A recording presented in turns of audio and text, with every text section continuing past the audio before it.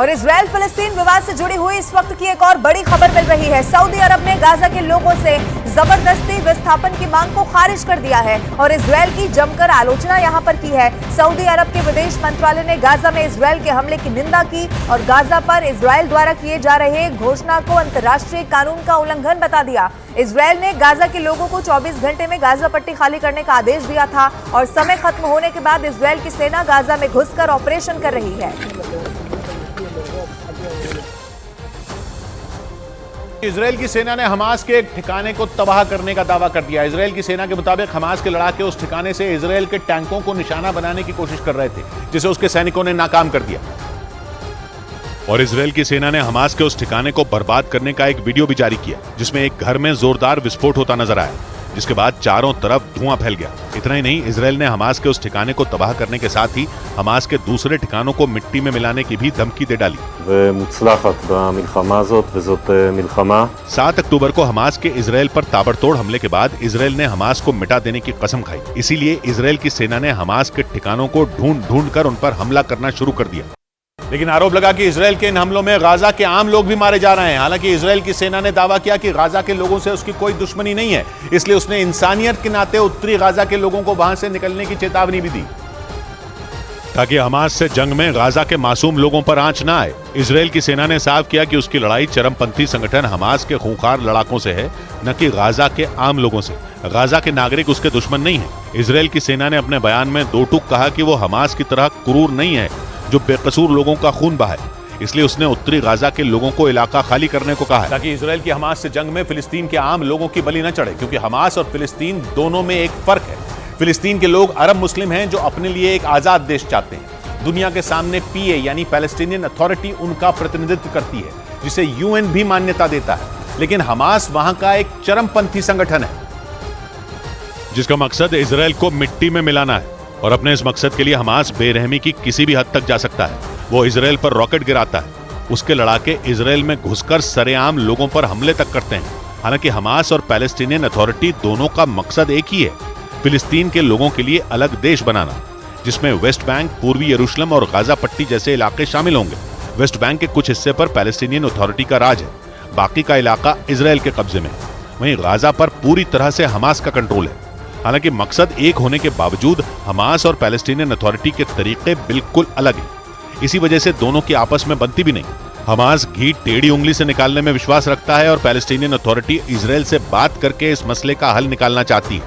वो इजराइल के साथ सहयोग करती है, लेकिन हमास तो इजराइल के वजूद पर ही सवाल उठाता है। और उधर अफ्रीकी देश अल्जीरिया में फिलिस्तीन के समर्थन में सैकड़ों मुसलमानों ने वहां की राजधानी अल्जियर्स में जोरदार प्रदर्शन किया है। इस दौरान उनकी पुलिसकर्मियों से झड़प भी हो गई, जिसके बाद पुलिस ने उन पर सख्ती बरती, मगर इससे तो माहौल और ज्यादा बिगड़ गया। प्रदर्शनकारी शांत होने की बजाय भड़क गए और वो पुलिस वालों से भिड़ गए, जिसके बाद पुलिस ने कई प्रदर्शनकारियों को हिरासत में लिया, जबकि कुछ को तो गिरफ्तार भी कर लिया गया। लेकिन इसके बावजूद अल्जीरिया में सड़कों पर उतरे सैकड़ों मुस्लिमों ने काफी देर तक फिलिस्तीन के समर्थन में प्रदर्शन किया। प्रदर्शनकारियों ने गाजा में इजराइल के हमलों की निंदा की।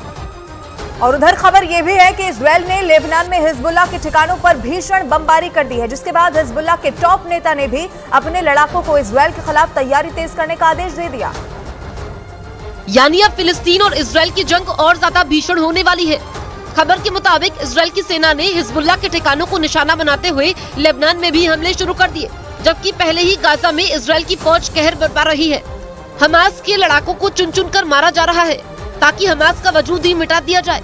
लेबनान इजराइल के बॉर्डर पर आसमान में धुएं का ऐसा गुबार उठता दिखाई दिया, जिसको देखकर ऐसा लगा मानो वहां किसी ने आग लगा दी हो। बताया गया कि इजराइल की सेना ने अब न सिर्फ हमास बल्कि लेबनान के चरमपंथी संगठन हिजबुल्लाह के खात्मे की भी कसम खाई है। रूस के राष्ट्रपति पुतिन ने भी नेतन्याहू को जमीन के रास्ते हमला न करने की सलाह दी। पुतिन ने आशंका जताई कि अगर नेतन्याहू की सेना ने जमीन के रास्ते गाजा में घुसने की कोशिश की तो वहां भयंकर तबाही मच जाएगी और इतनी लाशें बिछेंगी कि गिनना मुश्किल हो जाएगा।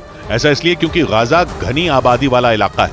अनुमान है कि गाजा के उस छोटे से इलाके में लाखों लोग रहते हैं। ऐसे में अगर इजराइल की सेना वहां घुसी तो हमास के लड़ाकों के अलावा कई मासूम लोगों की जान भी जाएगी। और पुतिन का मानना है कि ऐसे लोगों की तादाद काफी ज्यादा होगी जो जंग की वजह से बेमौत मारे जाएंगे। И уж точно никогда не учитывали коренных интересов палестинского народа.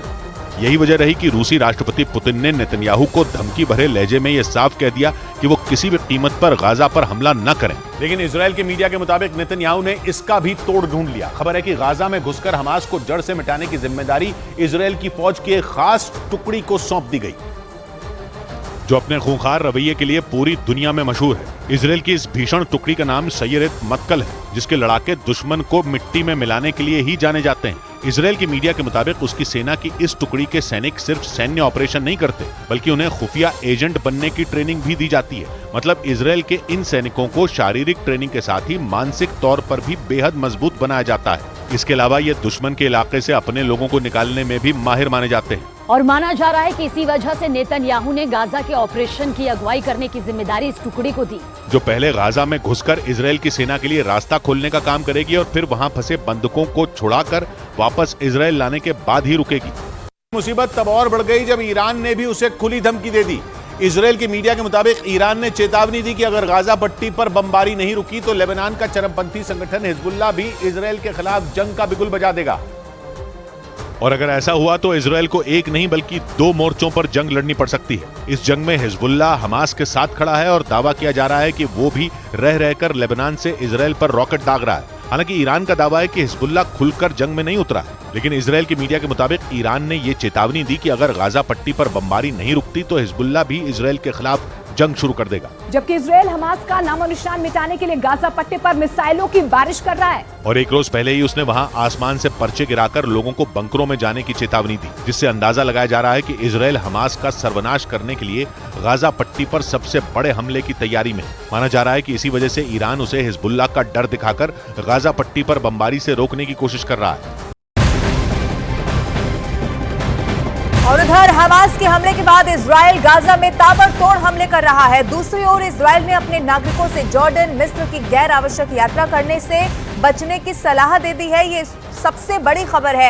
इजरायल की अपने नागरिकों से ये अपील है, जॉर्डन, मिस्र की यात्रा अगर जरूरी ना हो तो ना की जाए। गैर आवश्यक यात्रा करने से बचने को यहाँ पर कह दिया गया है।